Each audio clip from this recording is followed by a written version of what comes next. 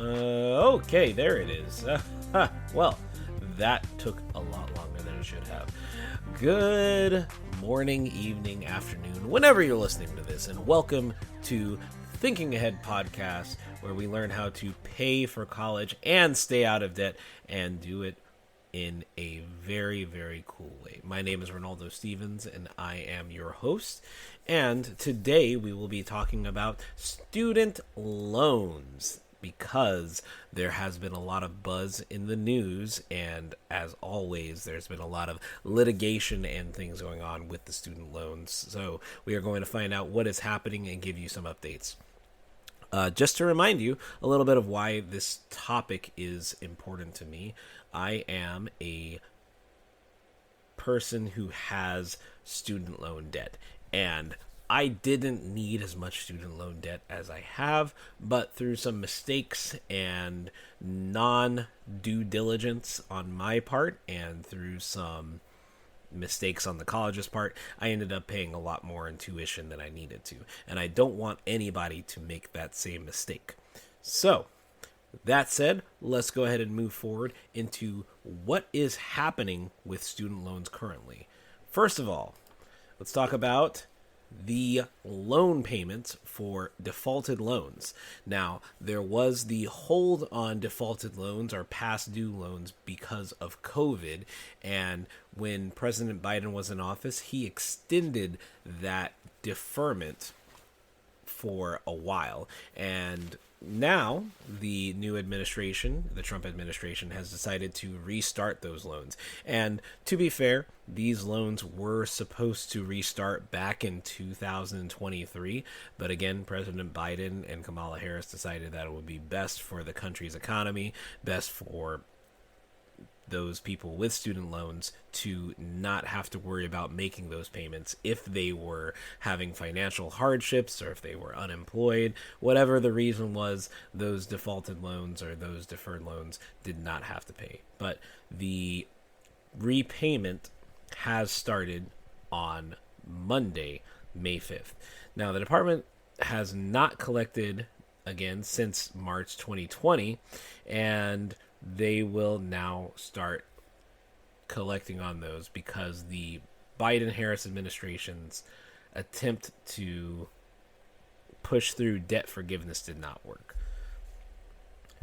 Now, along with that, the SAVE plan, which was supposed to be the replacement to the Repay plan, is out. It has been struck down by the courts, and now we are currently stuck with the plans that were in place before SAVE was implemented. Now, according to ed.gov, the court struck down the U.S. Department of Education from using the SAVE formula, and this happened in February, and the previously used income-driven repayment plans are going to be what is used, and they are still available for the time being. However, due to the confusion and paperwork involved, if you were on the SAVE plan, you are not yet required to make payments depending on your servicer. Now, I have Mohela, and Mohela is looking to try to have everybody back on track in September of this year. Now, with everything that is still going on with student loans, we'll see how true that is. But if you want to find out more about it, please do visit www.ed.gov to find out what is happening with your plan. Other things that are going on, we have a new bill that has been introduced in committee called the Student Success and Taxpayer Savings Plan, or SSTSP.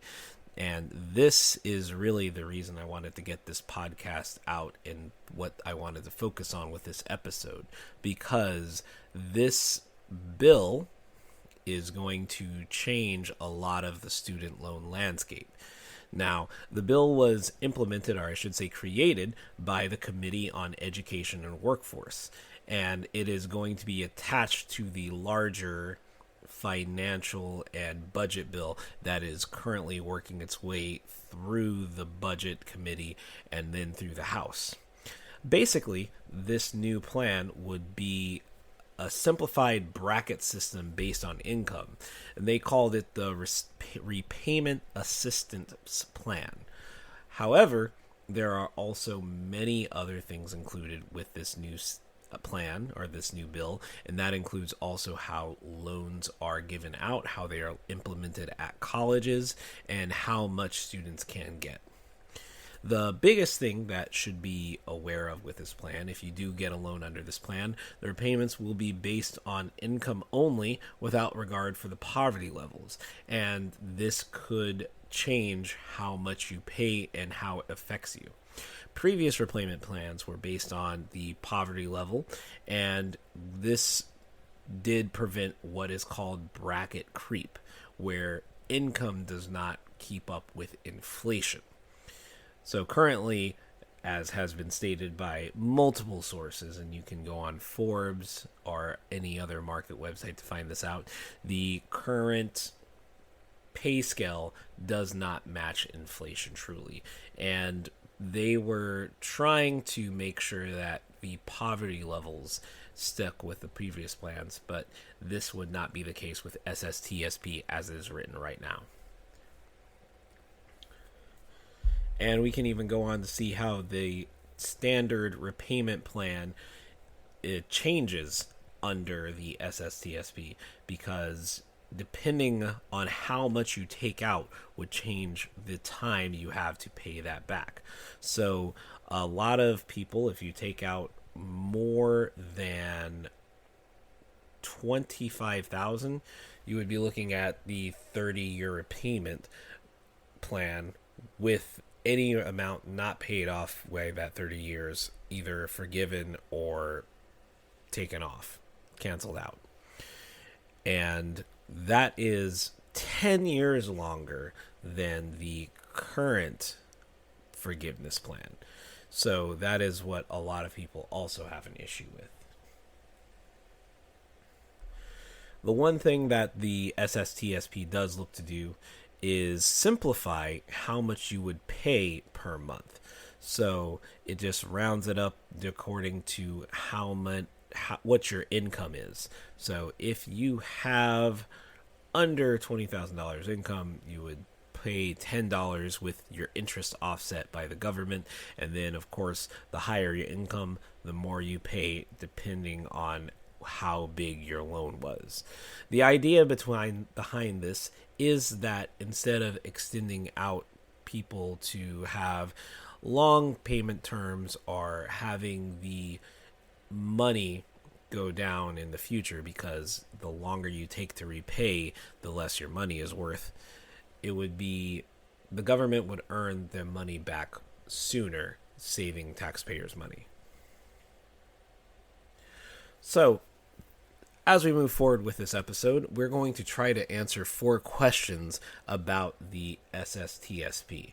And those 4 questions, first we're going to look at, does the United States government profit from student loans? Next, we're going to ask, am I affected by this bill today, or are you affected by this bill today? Will this bill actually save taxpayers money, is our third question. And the fourth question, and possibly the most important question, is what should I do if this bill becomes a law? So let's go ahead and dive right in. First, does the government or the taxpayers of the United States profit from student loans? Well, first we have to understand the values of loan dollars. Now, banks understand this, and economists understand this, but me as a layperson and some of us lay people don't really think about this, and that is the value of the dollar. When I say the value of the dollar, I'm talking about the present value versus the future value. And the present value of the dollar is always worth more than the future value of the dollar, according to our economic trends for the past 250 years as a country. So whenever you're talking about paying something off in the future dollars are always worth less than present dollars, and that's because of inflation. So halfway through the 2010s, the student loan program did turn a profit. albeit some people would consider it a small profit, but it was profitable. And then in the late 2010s, and of course with 2020, the COVID deferments and the freeze of workforces in many places, the program turned to a heavy cost. So we went from having a profitable student loan program to an unprofitable student program. And I found this information on thecollegeinvestor.com, but you can feel free to check it out for yourself. Now, when we had the profitable aspect of student loans, we were estimating that student loans brought in about $197 billion annually. That was what they were estimating. That is what they had budgeted for. And for the most part, that was pretty true using their model. However, in 2021, student loans started costing the government about $114 billion. And that number has only gone up. So the difference between that was about $311 billion in 2021. And again, the number has only gone up. So the simple answer to this question is that yes, pre-2020, student loans were bringing a profit or bringing money into the U.S. government, into the taxpayer system, into the Department of Education, wherever the money actually did go. I can speak. However, after COVID or 2020, the program definitely did not bring in any money. And as of now, the program is still trying to recover from that hiccup. And truth be told, we don't know if it will. And that is one of the reasons why the new program is trying to come out and push this new plan to save taxpayers money and to quote unquote be more efficient. Now, as I say this, we do need to keep in mind that federal programs should not really be expected to make money. That's not the purpose of federal programs. For example, nobody asks if the federal highways turn a profit on tolls or otherwise. It is important to remember that the original point of giving out college loans wasn't to make a profit. It was to provide opportunity for citizens and others so we can have a more perfect union. Remember, the whole student loan business started so that GIs could get college, and then that so that we could compete with Moscow and the other Soviet countries so that we could have potentially a better future. So with that in mind, and I think in theory, federal student loans should be a zero-sum game, monetarily speaking. However, as far as our country speaking, student loans should provide the profit of having an educated public, an educated workforce. Moving on to question 2, am I or are we affected by this bill today? And the short answer is no. And it's simply because it's only a bill. It's just a plan that will be part of a larger bill, and it is currently being reviewed by the Budget Committee to decide if it will be added on to the budget plan. After that, it still needs to go through the House, needs to go through the Senate, and it needs to be signed by the President to become a law with an enactment date. Currently, in the way that the bill is stated, they would want to enact things as soon as possible this summer. However, other parts of the bill or plan would not be implemented until as late as 2028. So they are planning on rolling it out in sections. Due to the blocking of the SAVE plan, again, the plan we were talking about earlier that President Biden was trying to push through, and the current Congress's struggle to pass a longer lasting budget, and let's be honest, our Congress has struggled in America to pass a budget easily for the past 15 years, the student loan options and repayment options have rolled back to what they were in 2023.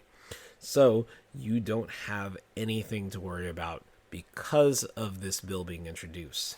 However, I will say that you need to be alert and aware if you are currently in school. You need to be alert and aware if you are currently in school. And if you are about to start college, you need to keep an eye out for this legislation. The SSTPS does not only change repayment plans and options, but it changes eligibility for federal loans and limitations on those loan amounts. So it is going to change the playing field for student loans in more ways than one. Question 3. Would the Student Success and Taxpayer Savings Plan actually save the country money? And the answer for this is really inconclusive. We can play around on paper, we can make estimates, we can guess all this way of how it's going to do things in the future. However, politicians have a certain way of making plans and other options look like they're going to save or make money in ways that are multiply different than how they actually save money. So the committee right now I've heard numbers that they're going to save us $330 million. I've heard claims that they're going to save $350 million, but it's all preliminary estimates. Nobody really knows how much this will save money. And things often accounted for whenever you're switching over systems is the paperwork overhaul of implementing a new system. And for the sake of this argument, when I say paperwork, I do mean the bureaucracy and paperwork flow. Essentially the workflow of how the loans go from the student to the college and how that gets from the government. That is a system that needs to be handled. And of course, with that system, you need to train the new workforce. And then you also have to be aware of any possible legal battles that will come with trying to implement a new system.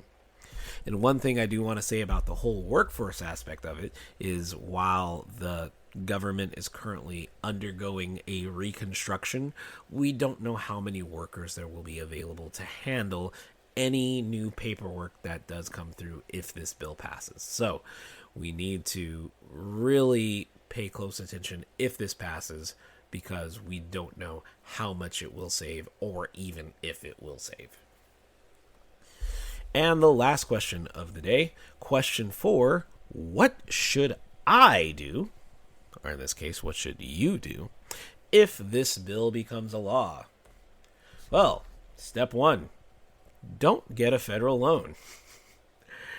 As in most transactions, loans should not be your first or sole option.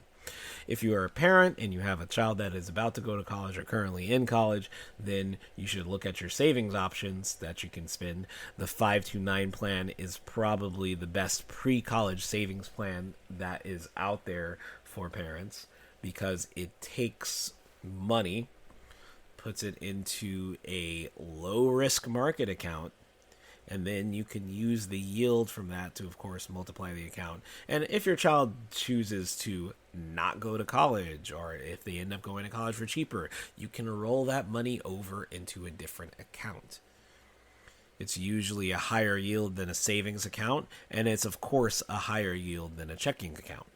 So, if you have not looked into a 529 savings account, and your child is 15 or under, you need to look into a 529 savings account. Also, as a student, you should be looking at in-state scholarship programs. These programs vary from state to state. However, if you are low income and high scoring, high GPA, and you have a good extracurricular set, you can easily qualify for either partial or full scholarships. Step 2 is to lower your education costs. You don't have to worry about getting loans if you don't have to pay a lot. High school programs that are available to give you college credit include AP, IB, dual enrollment, and of course several others. These classes, if they're offered as classes, also count as high school credit. So it's like killing two birds with one stone. You could also look to go to an in-state college or find a college that doesn't charge out-of-state fees. Many times when students go to an out-of-state college, like I did, you will find yourself paying a lot of hidden fees or 3 times their enrollment costs that local students do. And most of the time, it's not worth it. And of course, my final tip for if this bill does become a law is avoid student loans. Seriously. If you get a student loan, you're stealing from your future self. And that is something that is not often talked about. When you pay back these loans, you are stealing income, stealing savings from your future family. You are putting off not only the extra pleasures, you're putting off possibly buying a house, you're putting off going on vacations, you're putting off buying that wedding ring, and you are limiting your opportunities. So, don't get a student loan. We'll be talking more in future episodes on other ways to pay for college or even other options besides college, so that way you don't have to worry about this pitfall. And with that, if you are interested in looking at further sources or reading up further on these issues, I recommend, as I said before, going to www.ed, that is the Department of Education, .gov. You can also go to studentaid.gov and go to Forbes. They have plenty of websites available about how this bill may affect student loans. College Investor has a lot of interesting articles for college students interested in saving money. And of course, we have some information from the Government Accountability Office, their GAO.gov. And you can also check out the Motley Fool for some student loan debt statistics. Well, thank you for tuning in, and thank you for joining me this evening as we talked about student loans. And hopefully, with this information, you feel a lot more comfortable, or at least not as scared, about things that may be coming your way. So, until next time, keep thinking ahead, and I will catch you on the flip side.